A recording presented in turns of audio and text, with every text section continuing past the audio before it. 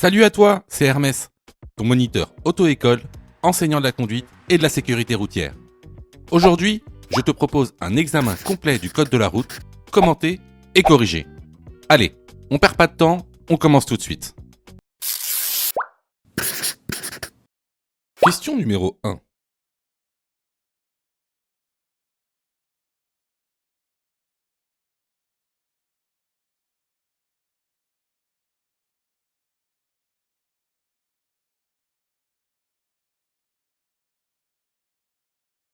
Pour prendre la sortie, je dois mettre mon clignotant droit. Oui, réponse A, non, réponse B.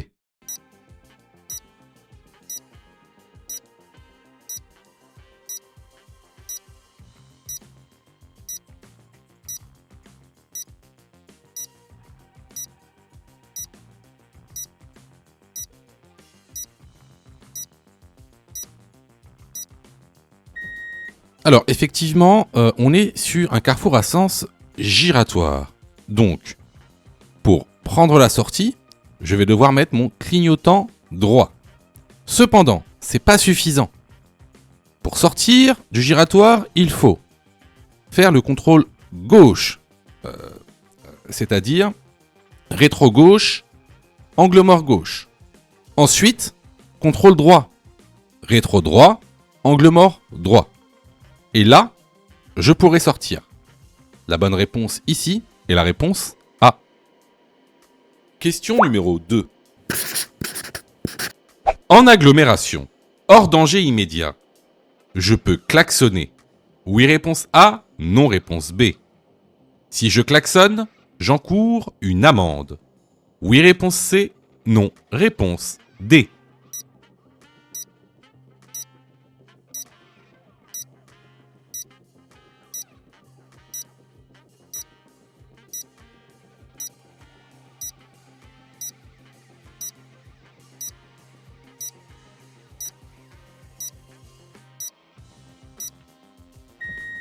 Alors ici, il y aura deux cas qui vont se différencier.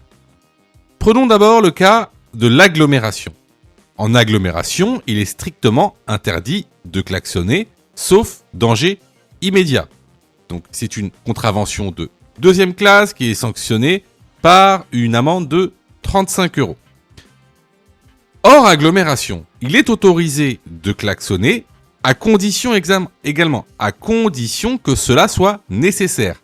Par exemple, lors d'un virage avec très peu de visibilité pour avertir de votre présence.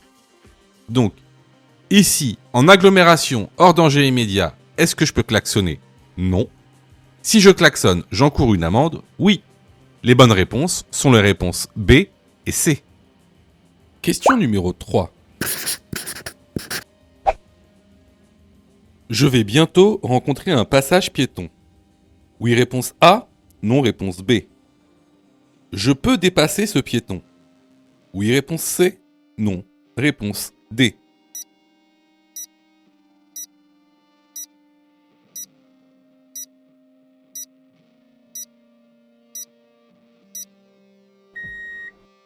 Alors, comme le montre la signalisation, on a un panneau de danger qui nous informe d'un passage piéton. Donc oui, effectivement, on va rencontrer un passage piéton. Mais, encore une fois, cette signalisation est beaucoup plus subtile qu'elle en a l'air. Pourquoi? Parce qu'on a un panneau au-dessus de l'autre. Vous voyez, on a le panneau de danger qui nous informe d'un carrefour à sens giratoire qui est au-dessus du panneau de passage piéton. Qu'est-ce que cela signifie? Comme le panneau du passage piéton est en dessous du panneau giratoire, cela signifie que le passage piéton sera au niveau du sens giratoire. C'est ce qu'on appelle l'ordre de préséance des panneaux. Aussi, est-ce que je peux dépasser ce piéton?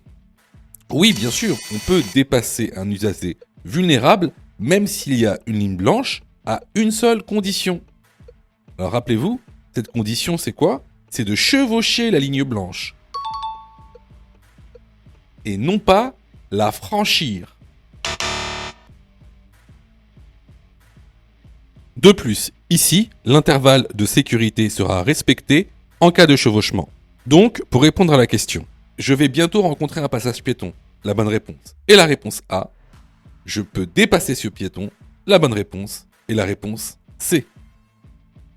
Question numéro 4. Dans cette situation, s'arrêter au feu est dangereux. Oui, réponse A. Non, réponse B.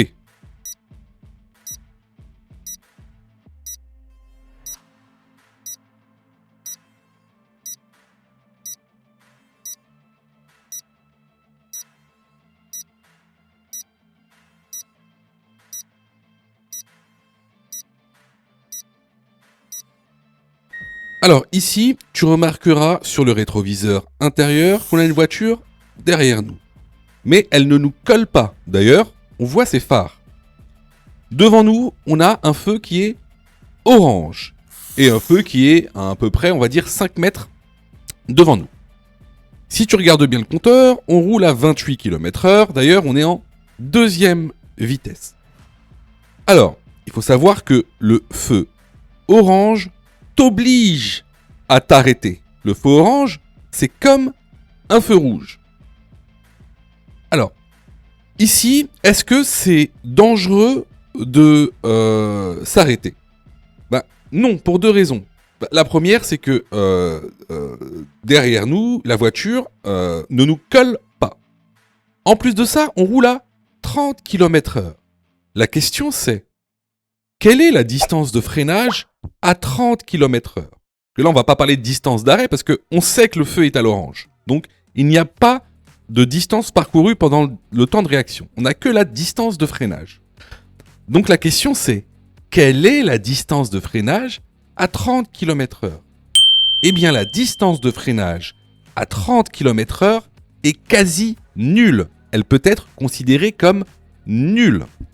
Donc, je vous en réfère au cours de la formation pour ceux qui veulent vérifier. Donc, ici, effectivement, j'ai le temps de m'arrêter. Il n'y a aucun risque également pour s'arrêter. Donc, la bonne réponse à cette question est la réponse B. Question numéro 5. Je peux dépasser ce piéton. Oui, réponse A. Non, réponse B.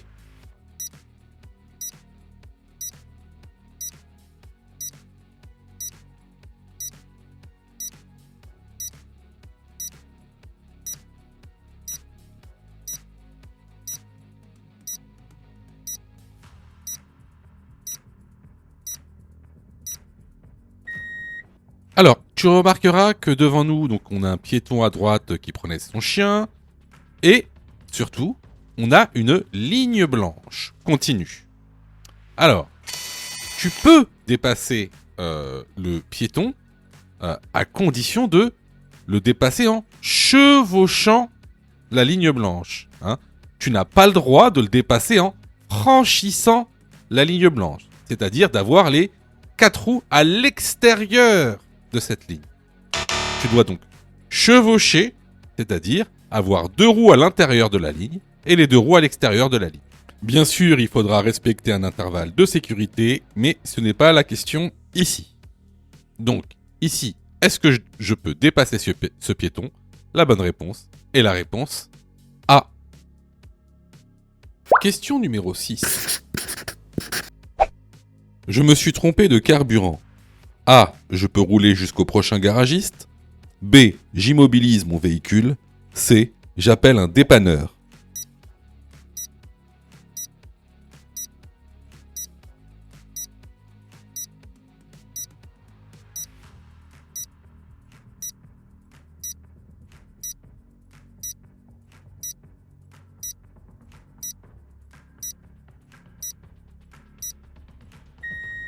Alors, dans le cas où vous êtes trompé de carburant, ça peut arriver. Surtout, il ne faut plus redémarrer la voiture. Vous ne mettez plus le contact dans la voiture de peur que le mauvais carburant rentre dans le moteur. Donc, ce qu'il faut faire dans ce cas-là, c'est immobiliser sa voiture, ne plus la toucher. Et, bien sûr, appeler un dépanneur.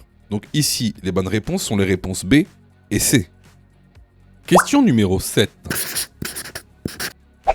La signalisation annonce un passage à niveau A. Réponse A, 50 mètres. Réponse B, 150 mètres.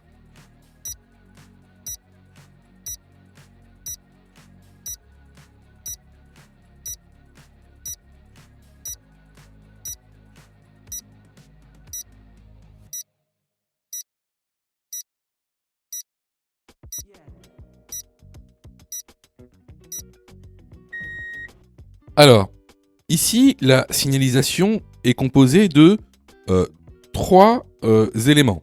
Alors, tout d'abord, le panneau de danger. Alors, ce panneau de danger nous informe de la présence d'un passage à niveau avec barrière. Ensuite, on a un panonceau qui vient donc préciser le panneau de danger, disant qu'effectivement, ce passage à niveau sera aussi doté d'un signal automatique. Et juste en dessous, on a une balise de passage à niveau. Donc, cette balise, elle est décomposée en 3 balises. Vous allez voir qu'il y a des balises avec 3 bandes rouges, comme ici, avec 2 bandes rouges et avec une bande rouge. Donc, ces balises, elles servent à quoi?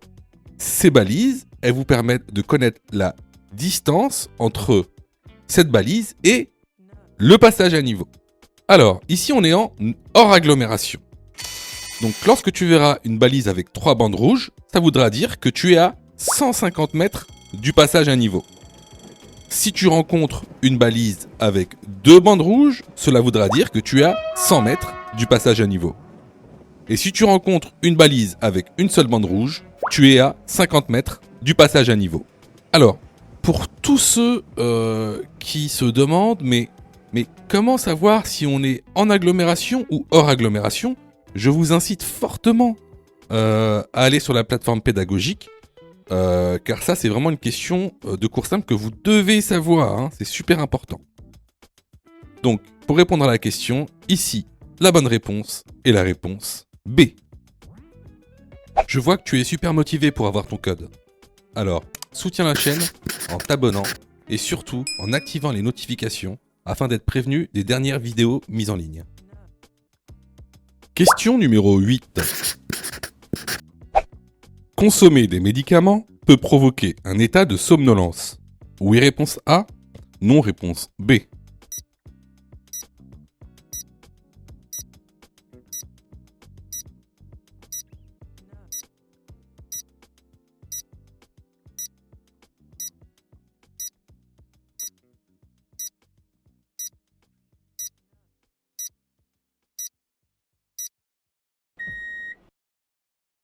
Alors, tu dois savoir que les médicaments sont en général des substances psychoactives. Donc, elles ont des effets sur ton corps et aussi ton état psychique. Donc, pour savoir quel comportement avoir lorsque tu consommes des médicaments, c'est de regarder la boîte et de regarder les pictogrammes. En général, la plupart des médicaments peut provoquer des états de somnolence. Donc ici, la bonne réponse est la réponse A. Question numéro 9. Les feux de brouillard arrière peuvent être utilisés. A. En cas de pluie. B. En cas de brouillard. C. En cas de neige.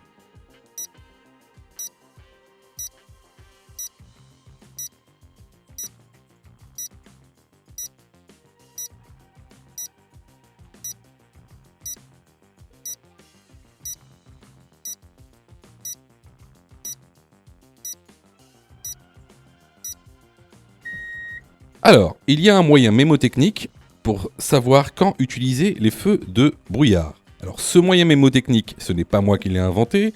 On l'utilise dans toutes les auto-écoles de France depuis que la sécurité routière existe.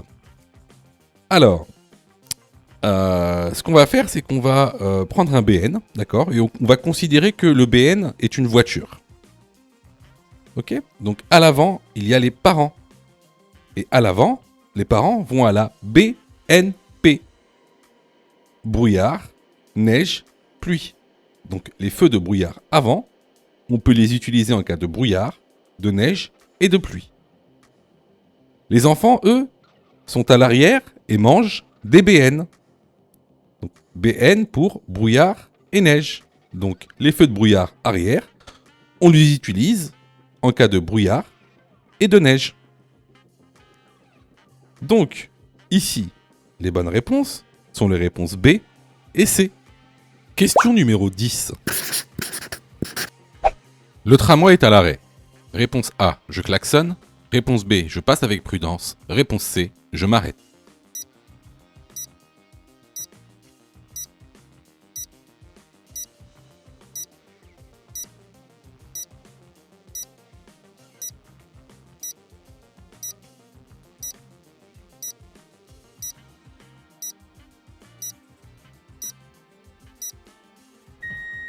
Alors, le tramway a beau être à l'arrêt, on a à droite donc le feu rouge.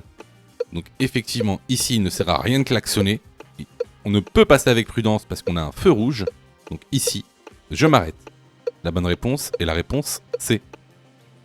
Question numéro 11. À l'arrêt, au feu rouge, je tiens mon téléphone à la main. Je risque une amende et un retrait de points. Oui, réponse A. Non, réponse B.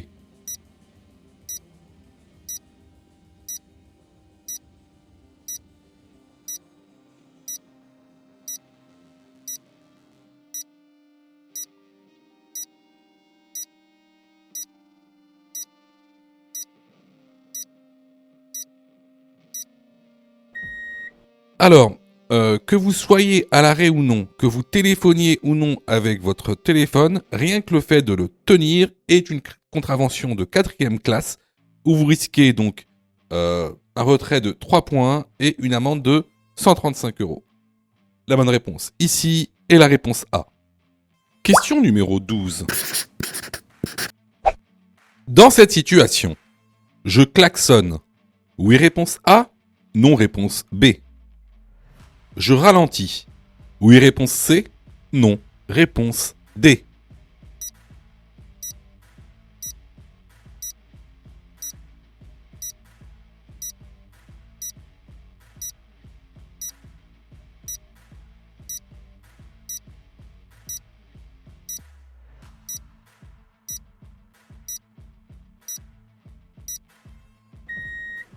Alors, ici, on est hors agglomération sur des routes de montagne. Devant nous, on a un virage très sinueux avec 0 visibilité. Donc, pour marquer ma présence auprès des autres usagers, je klaxonne. Hein? Il est interdit de klaxonner seulement en agglomération. Hors agglomération, dans ces cas-là, il faut klaxonner. Ensuite, bien sûr, pour entreprendre ce virage, je vais ralentir. Donc, les bonnes réponses à cette question sont les réponses A et C. Question numéro 13.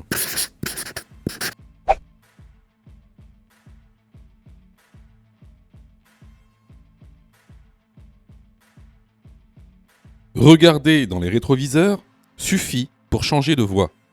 Oui, réponse A. Non, réponse B.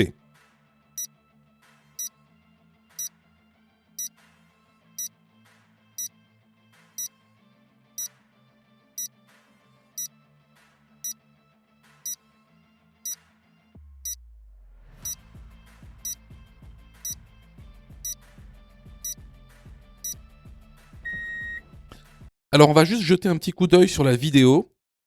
Donc regardez bien là. Que ce soit sur le rétro intérieur ou extérieur, on n'observe aucune voiture à l'horizon. Ni derrière avec les rétros, ni devant. Alors, est-ce que ça suffit pour changer de voie de regarder par les rétroviseurs? Souvenez-vous, on a ce qu'on appelle les angles morts. Donc ici, là, dans la petite animation, vous voyez très bien qu'on a un angle mort dans lequel peut se trouver une voiture. Donc, ça ne suffit pas de regarder dans les rétroviseurs, il faut tourner sa tête pour regarder ce qu'il y a dans l'angle mort. Donc ici, la bonne réponse est la réponse B. Sais-tu que Mon Code de la Route est aussi une plateforme pédagogique qui te permet de passer ton examen du code à partir de seulement 9,90 €. Et on a même conçu, spécialement pour toi, un programme qui te permet d'obtenir ton code en un temps record. C'est le programme Mon Code en 10 jours.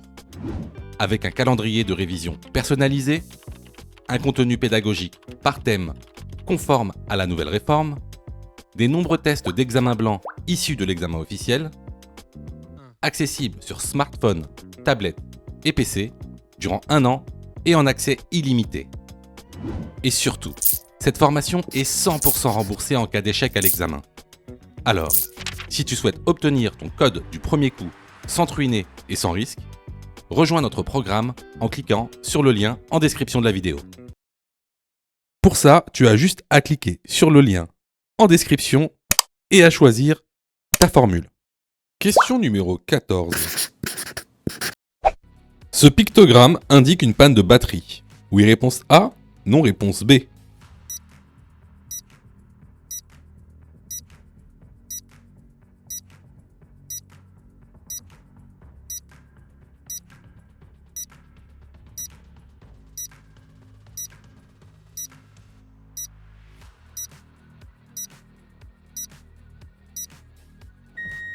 Effectivement, ce pictogramme indique une panne de batterie. La bonne réponse ici est la réponse A.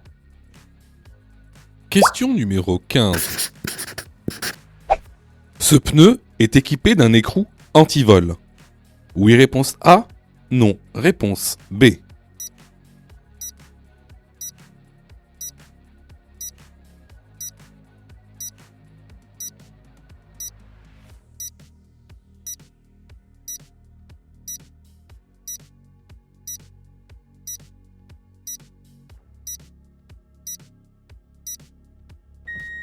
Alors, regardez bien. Ici, cette roue, elle a 5 écrous. Et il y en a un qui est différent des autres. C'est ce qu'on appelle un écrou anti-vol. Cet écrou anti-vol, il est fait pour pas qu'on puisse vous voler votre roue. Bon, attention à certains modèles de voitures où les roues coûtent excessivement cher, parfois plusieurs milliers d'euros. Donc, c'est pour ça que certaines personnes vont mettre des écrous anti-vol. Parce qu'en fait, pour pouvoir desserrer cet écrou, il va vous falloir un adaptateur, c'est-à-dire une douille spéciale, comme je vous le montre ici. Alors, c'est très important parce que faites attention quand vous achetez une voiture, surtout une voiture d'occasion, d'accord, à bien demander à l'ancien propriétaire de vous donner l'adaptateur anti-vol ou la douille anti-vol, parce que sinon, ça va être très compliqué de changer votre roue. En général, en fait, il va falloir en racheter une autre. Donc ici, est-ce que ce pneu est équipé d'un écrou anti-vol? La bonne réponse est la réponse A. Question numéro 16.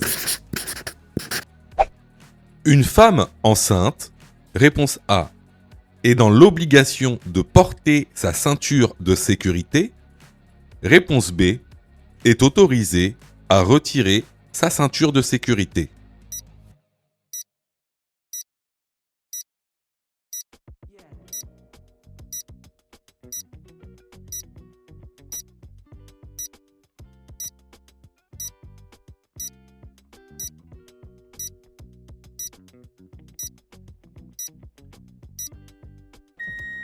Alors, la ceinture de sécurité est obligatoire pour tous les usagers d'un véhicule. Donc si vous êtes à l'intérieur d'un véhicule, que vous soyez conducteur ou passager, vous êtes obligé de mettre votre ceinture, que vous soyez un enfant, que vous soyez une femme enceinte, peu importe. Alors, effectivement, il faut savoir qu'il y a des dérogations. Mais ça, ce sont des cas vraiment particuliers. Il y a des dérogations préfectorales. Il faut passer devant un médecin agréé par la préfecture pour pouvoir justement avoir ces dérogations. Mais dans le cas général, la loi dit que la ceinture de sécurité est obligatoire pour tous. Donc ici, la bonne réponse est la réponse A. Question numéro 17. L'étiquette énergie indique, entre autres, les émissions de CO2 du véhicule. Oui, réponse A. Non, réponse B.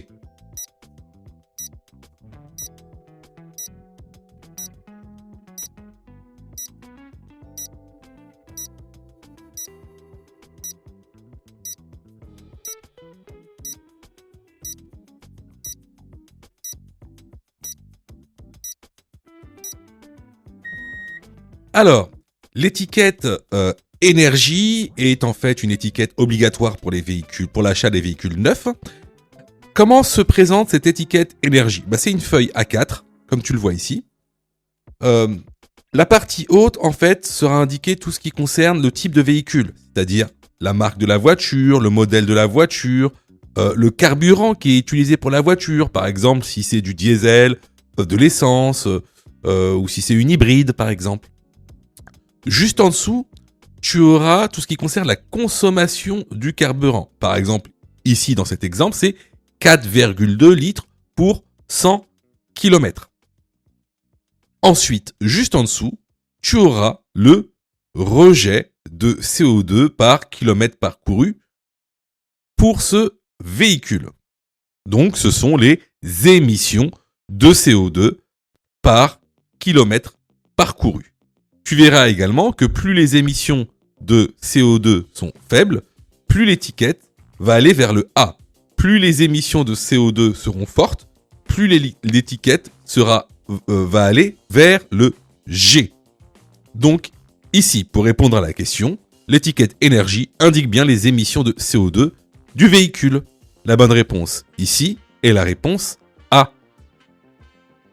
Question numéro 18. Dans ce tunnel, je dois allumer. Réponse A, mes feux de position seule.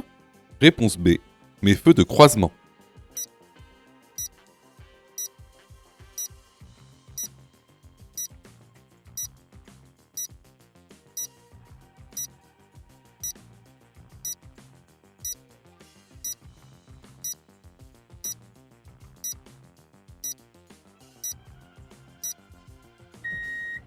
Alors, dans un tunnel, il est obligatoire d'allumer ces feux de croisement. Les feux de position seule ne sont pas suffisants. Ici, la bonne réponse est la réponse B. Question numéro 19. Je peux m'arrêter au niveau de la station de bus. Oui, réponse A. Non, réponse B.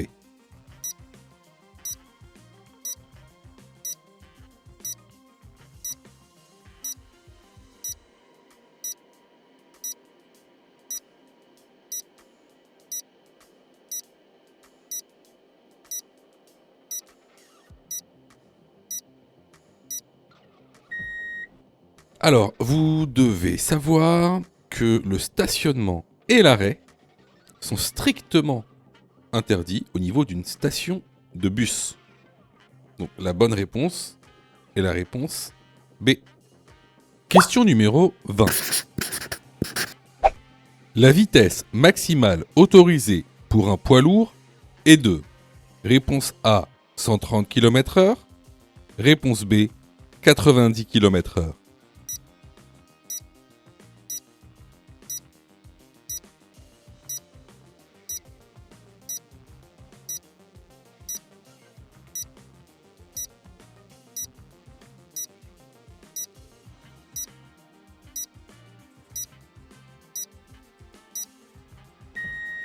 Alors, les poids lourds doivent répondre à des réglementations spécifiques en termes de poids, en termes de dimension, mais également en termes de vitesse. Donc, un poids lourd ne pourra jamais aller au-dessus de 90 km/h. Et ce, peu importe le type de route. Donc, la bonne réponse ici est la réponse B. Les vidéos sont totalement gratuites, donc abonne-toi pour aider la chaîne et surtout, active les notifications pour être prévenu des dernières vidéos et avoir ton code beaucoup plus rapidement. Question numéro 21. L'endroit où poser le cric est mentionné par un repère. Oui, réponse A, non, réponse B.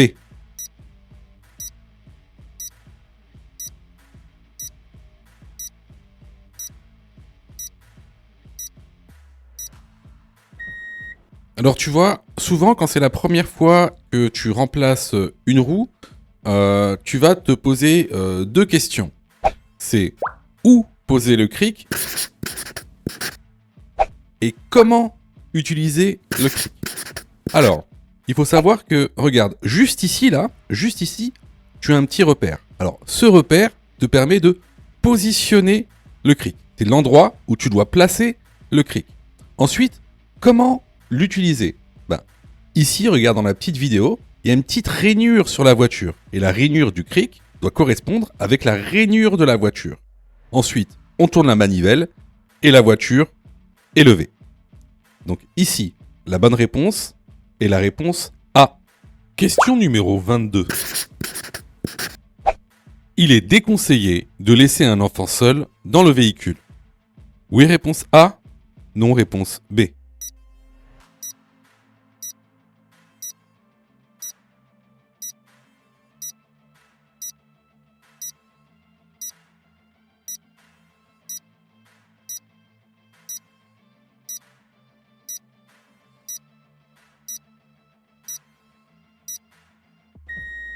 Alors, cette question a l'air évidente, mais encore beaucoup de personnes laissent leur enfant seul dans le véhicule. Et cela peut entraîner énormément de déconvenues. Les enfants peuvent toucher les commandes et ça peut être très dangereux. Donc on ne laisse jamais, même quelques secondes, un enfant dans un véhicule seul.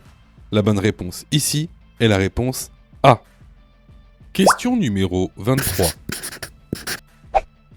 Le bouton entouré en jaune indique l'air conditionné. Oui, réponse A. Non, réponse B.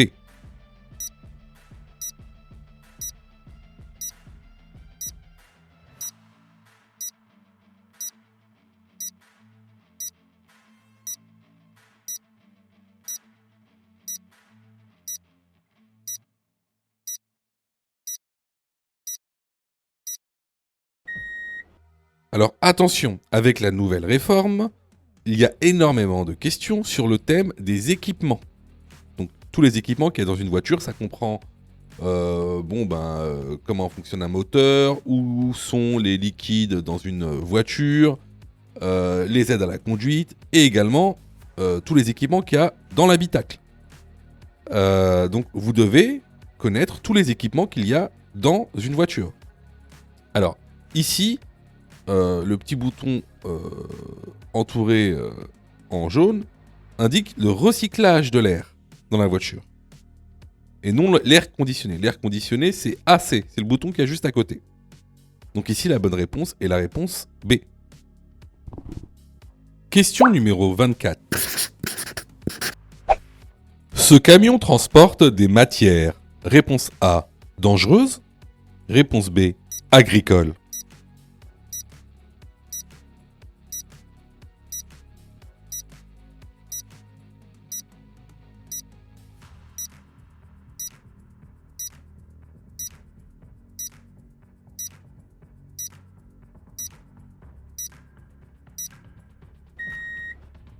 Alors, effectivement, ce camion transporte des matières dangereuses. Regarde, ici, on a un petit panneau rectangulaire orange. Alors, ce panneau, c'est ce qu'on appelle une plaque code de danger. Donc, la partie haute représente le code du danger et la partie basse représente le code matière. Donc, quand on parle de code de danger, c'est-à-dire c'est le danger encouru. Par exemple, matériaux explosifs, gaz dangereux. Et en dessous, ce qu'on appelle le code matière. Ça va être la matière correspondante. Par exemple, du chlore. Par exemple, du butane. Par exemple, de l'essence. Alors, juste à côté, si tu regardes bien, il y a un panneau losange. Alors ça, c'est ce qu'on appelle une plaque symbole de danger. En fait, c'est une plaque qui va représenter le danger encouru. Alors, il y a à peu près 9 classes de danger. Par exemple, la classe 1, où il y a marqué 1, ça va être les matières explosives. La classe 2, ça va être les gaz. La classe 3, ça va être les liquides inflammables. Et regarde, nous, sur notre camion, c'est un losange de classe 9. Alors, les losanges de classe 9, ça représente les matières et les objets dangereux.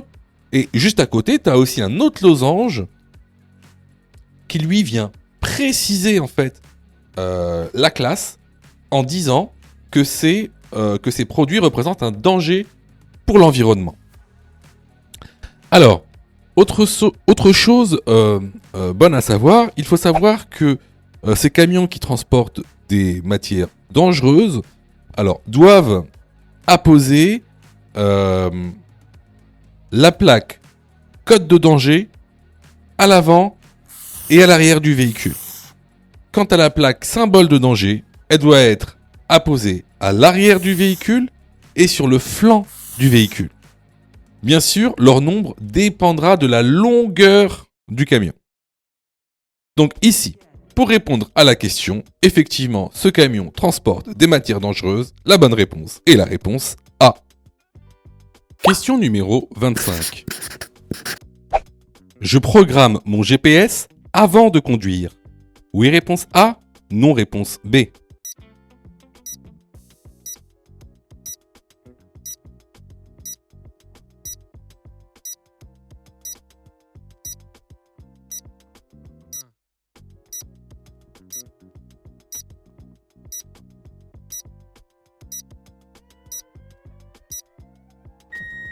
Alors effectivement, il ne faut jamais programmer son GPS pendant la conduite. On le programme avant de démarrer le véhicule, avant son trajet. La bonne réponse ici est la réponse A. Question numéro 26. Je klaxonne le piéton. Oui, réponse A. Non, réponse B.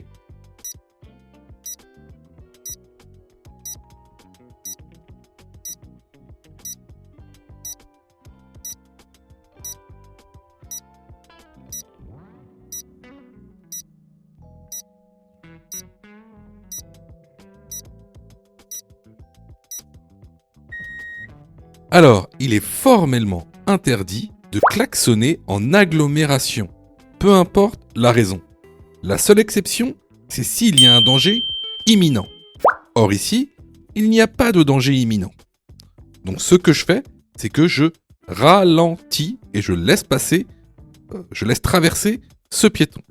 La bonne réponse ici est la réponse B. Question numéro 27. Je pars pour un long trajet. Je prépare mon itinéraire. Oui, réponse A. Non, réponse B. Je me fixe une heure d'arrivée. Oui, réponse C. Non, réponse D.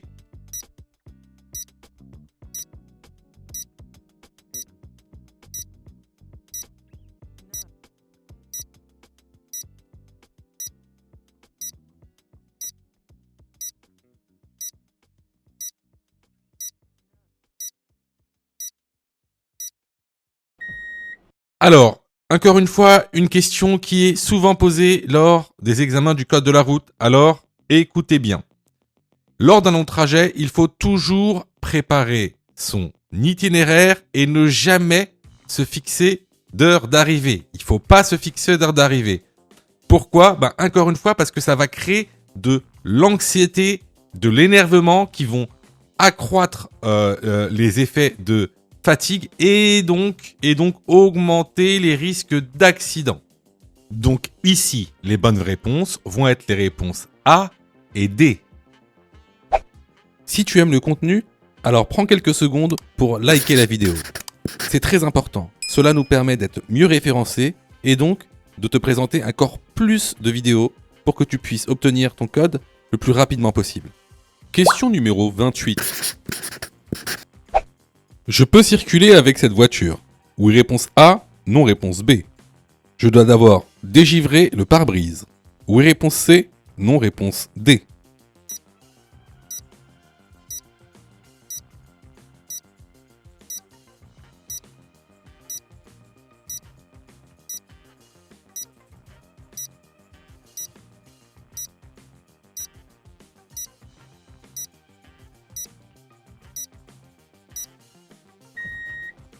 Alors, bien sûr, dans cet état, on ne peut pas conduire avec cette voiture, tout simplement parce qu'il n'y a aucune visibilité. Donc, je dois d'abord dégivrer le pare-brise. Sachez que si vous avez le pare-brise sale ou pas dégivré, vous pouvez avoir une amende. Donc ici, les bonnes réponses sont les réponses B et C. Question numéro 29. Sur le trottoir de droite, je peux stationner. Oui, réponse A. Non, réponse B. M'arrêter. Oui, réponse C. Non, réponse D.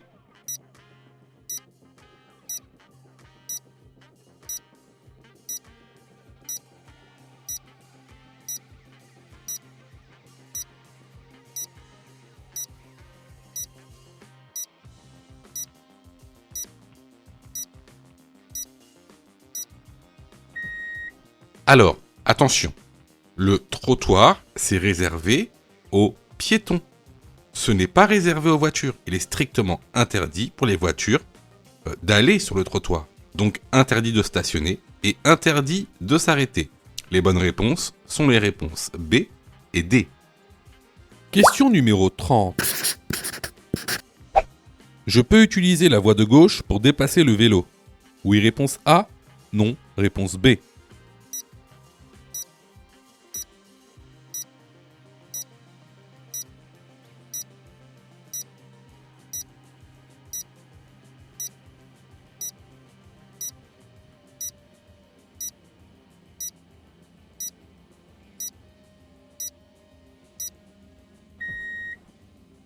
Alors, à gauche, on appelle ça une voie de stockage. Donc cette voie est réservée à ceux qui veulent tourner à gauche. En aucun cas, j'utilise cette voie, même pour dépasser un vélo. La bonne réponse est la réponse B. Question numéro 31. Je commence le dépassement du camion blanc. Oui, réponse A. Non, réponse B.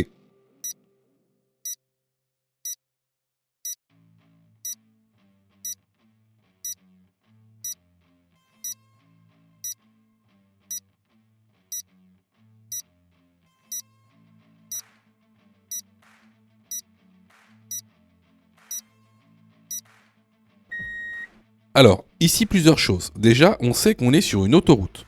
Tout simplement parce que on a un panneau sur fond bleu avec marqué au-dessus A 87. On a un camion blanc en face de nous. On sait que sur autoroute, les camions, en tout cas les véhicules d'un poids total à charge supérieur à 3,5 tonnes, ont une vitesse maximale autorisée de 90 km/h. Moi, je roule, regardez, à 127 km/h. Donc, je roule automatiquement plus vite que le camion. De plus, regardez, on va revenir sur la notion de distance de sécurité. Vous savez que sur autoroute, la distance de sécurité est de 2 traits de rive. Donc ici, les 2 traits de rive, on les a pas. Donc en plus de rouler plus vite que le camion, on n'a pas la bonne distance de sécurité. Donc là, effectivement, je dois commencer mon dépassement. La bonne réponse est la réponse A. Question numéro 32. Je peux m'arrêter sur l'emplacement à droite pour téléphoner à un ami. Oui, réponse A. Non, réponse B. Seulement en cas d'urgence. Oui, réponse C. Non, réponse D.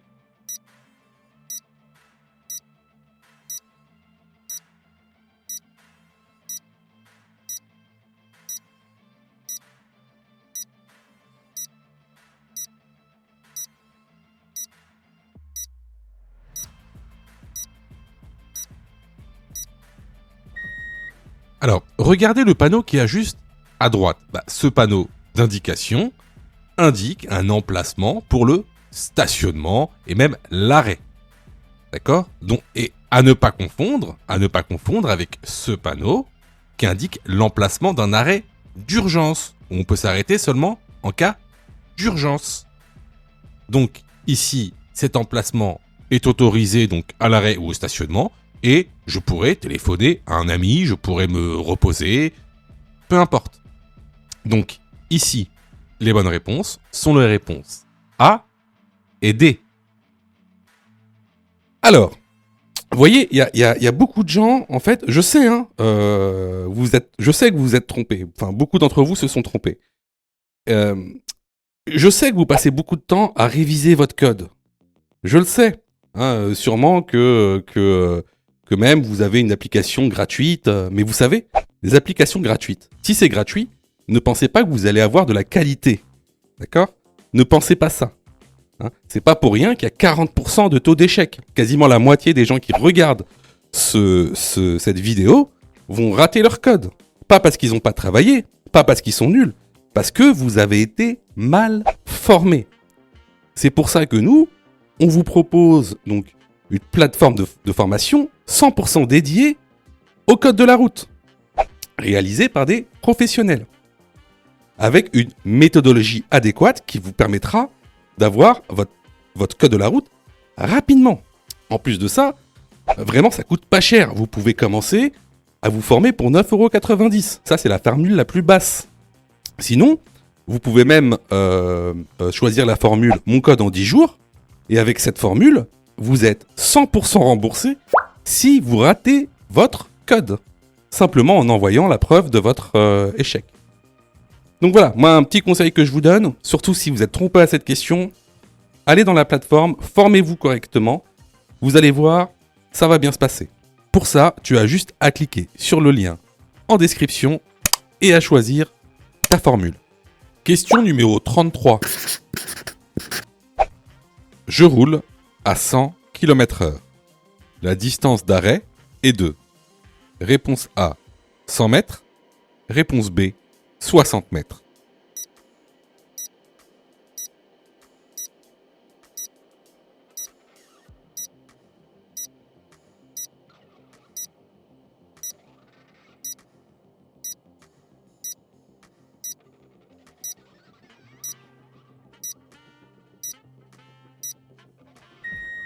Alors, tu dois savoir une chose.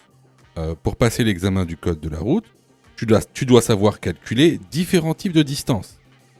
Tu as la distance de sécurité, la distance parcourue pendant le temps de réaction, la distance d'arrêt sur sol mouillé et la distance de freinage. Donc, il faut absolument que tu saches les calculer, mais également qu'il y a certaines de ces distances que tu dois savoir estimer. Bon, on en revient à la question. Je roule à 100 km/h, quelle est la distance d'arrêt ? Pour calculer la distance d'arrêt, c'est très simple. Tu prends le nombre des dizaines, ici 10, et tu le multiplies par lui-même. Donc 10 fois 10, 100. La distance d'arrêt à 100 km/h est de 100 mètres. La bonne réponse ici est la réponse A. Question numéro 34. La consommation de cannabis au volant. Réponse A, constitue un délit. Réponse B, constitue un crime. Est sanctionné par réponse C, une suspension de permis. Réponse D, une rétention de permis.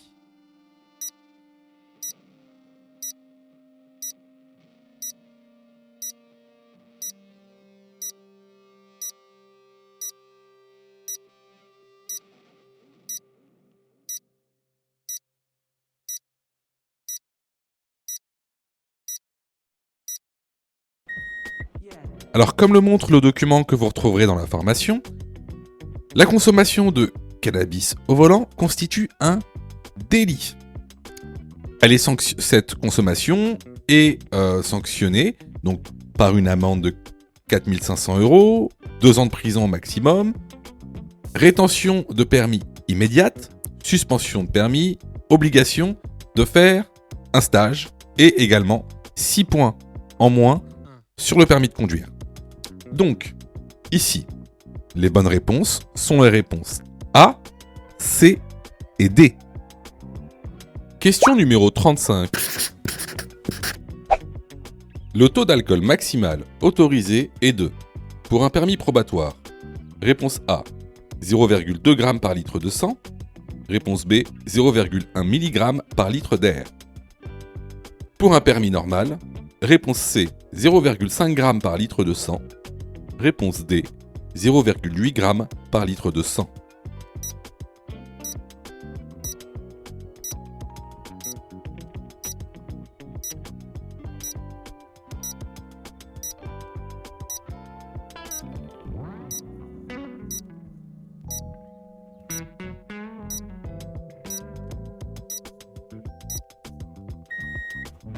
Alors, ça, c'est vraiment une question de cours qu'il faut apprendre par cœur. Je vous conseille vraiment de vous former. On a mis en place une formation. Vous pouvez aller la voir. Elle est en lien dans la description de la vidéo.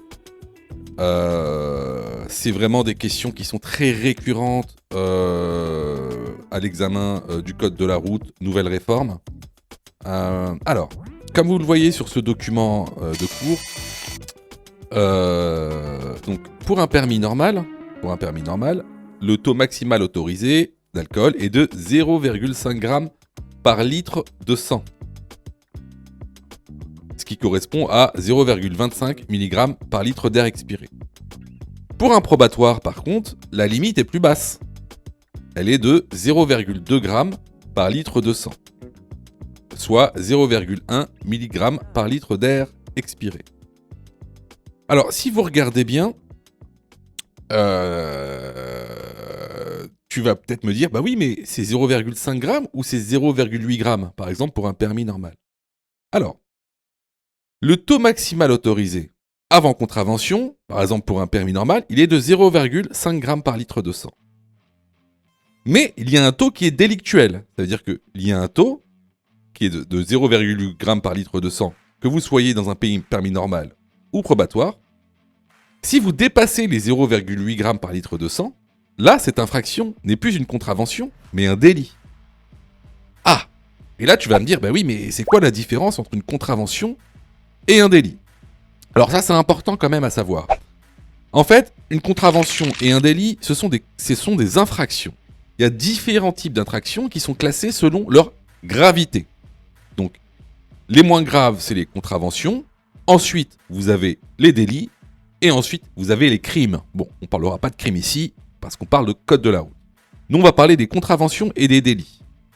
Donc, concernant les contraventions, ils sont classés par classe. Contravention de première classe, deuxième classe, troisième classe, quatrième classe, cinquième classe. En général, c'est des amendes. Parfois, vous allez avoir, par exemple, des suspensions de permis selon certains cas. Par contre, les délits, c'est et des amendes et des peines de prison qui vont de 2 mois jusqu'à 10 ans. Voilà. Donc, voilà pour les contraventions et les délits. Donc, ici, les bonnes réponses vont être les réponses A, B et C. Question numéro 36. Ce panneau indique une interdiction de stationnement du côté pair. Oui, réponse A. Non, réponse B.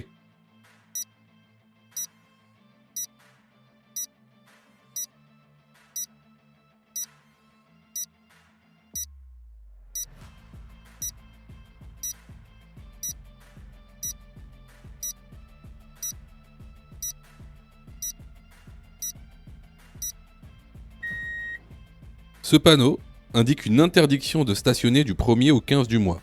La bonne réponse est la réponse B. Question numéro 37. Je marque l'arrêt avant le passage piéton. Oui, réponse A. Non, réponse B.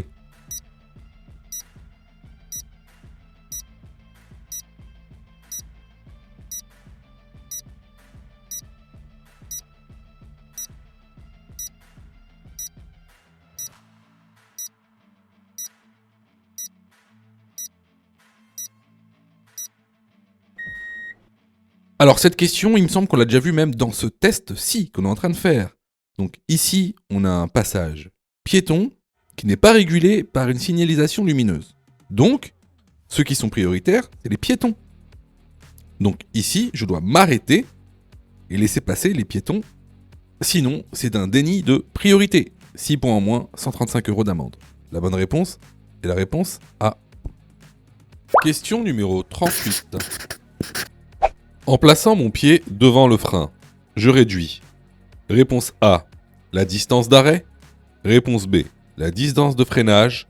Réponse C, la distance parcourue durant le temps de réaction.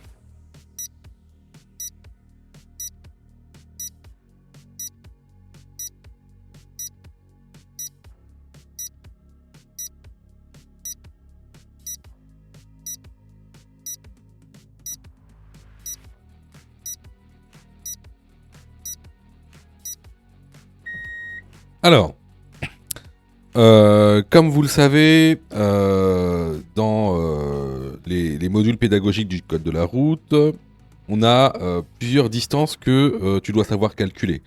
Distance de freinage, distance d'arrêt, distance parcourue durant le temps de réaction, distance de sécurité. Alors, aujourd'hui, on va s'intéresser à la distance d'arrêt, notamment à la distance de freinage. Alors, ce qu'il faut savoir, la distance d'arrêt, c'est quoi ? La distance d'arrêt, c'est le temps parcouru durant le temps de réaction et durant le freinage. Donc, distance d'arrêt, c'est égal à distance parcourue pendant le temps de réaction plus la distance de freinage. Alors, qu'est-ce que le temps de réaction ? Le temps de réaction, il est composé donc de 4 composantes qu'on va appeler PADA. Ce sera un moyen mémotechnique pour s'en souvenir. Donc, PADA, P pour percevoir, A pour analyser, D pour décider, A, agir. Donc, percevoir, ça va être voir le danger. Analyser, c'est-à-dire, analyser, c'est dans quelles conditions je suis. Décider, c'est qu'est-ce que je vais faire ? Est-ce que je vais freiner ? Est-ce que je vais tourner ? Est-ce que je vais accélérer ? Et ensuite, en dernier recours, le A pour agir. Donc c'est le moment où on agit. En général, on freine. Donc ici, si je place mon pied devant le frein, qu'est-ce que je vais faire ? Je vais réduire la distance parcourue durant le temps de réaction, parce que j'aurai déjà le pied devant le frein. Également, étant donné que la distance parcourue durant le temps de réaction fait partie de la distance d'arrêt, alors je vais aussi réduire de manière mécanique la distance d'arrêt. Donc ici, les bonnes réponses vont être les réponses A et C. Alors là, c'était vraiment une question de cours qu'on voit régulièrement dans la formation. Donc, si vous avez eu faux à cette question, vraiment, je vous incite vraiment à vous former, que ce soit chez nous ou ailleurs. Alors, je reçois plusieurs messages de votre part, d'ailleurs, je vous en remercie. Alors, vous me posez souvent 2 questions. Alors, la première, c'est quand est-ce que je suis prêt pour passer mon code ? Et la deuxième, c'est est-ce que je dois suivre la formation ? Alors, tout d'abord, on va répondre à la première question. Quand est-ce que tu es prêt pour passer ton code ? C'est très simple. Si tu fais moins de 5 fautes sur les 5 dernières séries d'examens blancs que tu as fait, alors tu es prêt à passer le code de la route. Donc, attention, ça veut dire qu'il faut que sur les 5 dernières séries que tu as faites, de manière consécutive, il n'y a pas une seule série où tu as fait plus de 5 fautes. Donc si tu as fait plus de 5 fautes à une seule série, il faut que tu continues à faire des examens blancs. La deuxième question. Est-ce que il serait mieux pour moi de prendre une formation ? Alors, là, c'est pareil. Si tu fais 8 fautes ou plus sur les 5 dernières séries d'examens blancs que tu as faites, alors, il est vivement conseillé de te former. Ça veut tout simplement dire que il te manque certaines notions essentielles. Ça veut pas dire que tu connais pas ton cours, ça veut dire qu'il te manque des notions essentielles pour pouvoir progresser. Et clairement, c'est pas en faisant des examens blancs que tu vas progresser, tu vas même plutôt stagner. Voilà. Donc si tu as fait 8 fautes ou plus sur l'une des 5 dernières séries que tu as faites, je te conseille vivement de te former. Surtout que on a mis en place donc une plateforme pédagogique qui répond vraiment à tous vos besoins. On a fait en sorte que tout le monde puisse se former au code de la route. Vous avez la formule standard, par exemple, qui est à 19,90 € par an. Donc vous payez une fois 19,90 € et vous avez le droit à toute la plateforme pendant 1 an en illimité, avec tous les cours, tous les 10 thèmes, plus de 1200 questions issues de l'examen officiel, commentées et corrigées. Vous avez pour ceux par exemple qui veulent passer leur code rapidement la formule à mon code en 10 jours pour passer son code en 10 jours qui est à 39,90 € par an en illimité et en plus si vous ratez votre code eh ben, vous êtes 100% remboursé seulement en envoyant votre preuve d'échec. Sinon pour ceux qui le souhaitent vous avez la plus petite formule, la formule basique qui est à 9,90 € par semaine. Celle-ci, c'est une formule qui est hebdomadaire, qui en général est réservée à ceux qui ont déjà passé leur code et qui ont échoué. C'est une sorte de remise à niveau. Vraiment, il y en a pour tous les besoins et il y en a aussi pour tous les prix. Et c'est vraiment pas cher. Ce serait bête de rater son code alors que vous auriez pu vous former pour 9,90 €. Pour ça, tu as juste à cliquer sur le lien en description et à choisir ta formule.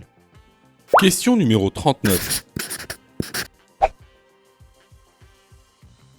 Après la signalisation, A. Je maintiens mon allure. B.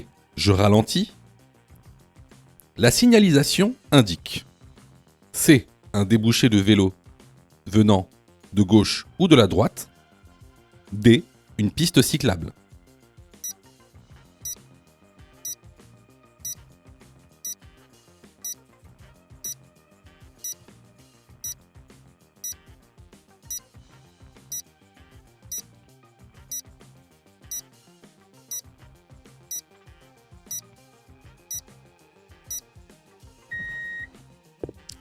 Alors, plusieurs choses.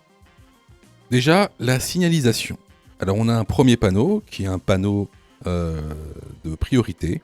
Donc, ce panneau vous indique que vous avez la priorité ponctuelle donc à la prochaine intersection. Et juste en dessous, un panneau de danger qui indique un débouché de vélo venant de la gauche ou de la droite. Alors, ce qu'il faut savoir, c'est qu'il y a des règles de préséance. Lorsqu'un panneau est situé en dessous d'un autre panneau, cela veut dire qu'il dépend de ce panneau. Clairement, ici, qu'est-ce que ça signifie ? Ça signifie que le débouché de vélo viendra aux abords de la prochaine intersection. Alors, ce panneau signifie également qu'il y aura donc un débouché de vélo et donc qu'il y aura soit une piste cyclable, soit une bande cyclable. Alors là, étant donné qu'on aura une intersection, même si on a la priorité, on aura affaire à un débouché de vélo. Donc, je dois ralentir. La bonne réponse est donc la réponse B. Ensuite, la signalisation indique. Donc, on a le choix entre un débouché de vélo venant de gauche ou de droite, ou alors une piste cyclable. Alors, ce panneau, qu'il faut connaître, indique un débouché de vélo venant de gauche ou de droite. Il indique donc aussi une piste cyclable ou une bande cyclable. On ne sait pas encore. On ne sait pas. Donc la bonne réponse, ce sera la réponse C. Question numéro 40. Le pictogramme de quantité de carburant est réponse A, précis, réponse B, approximatif.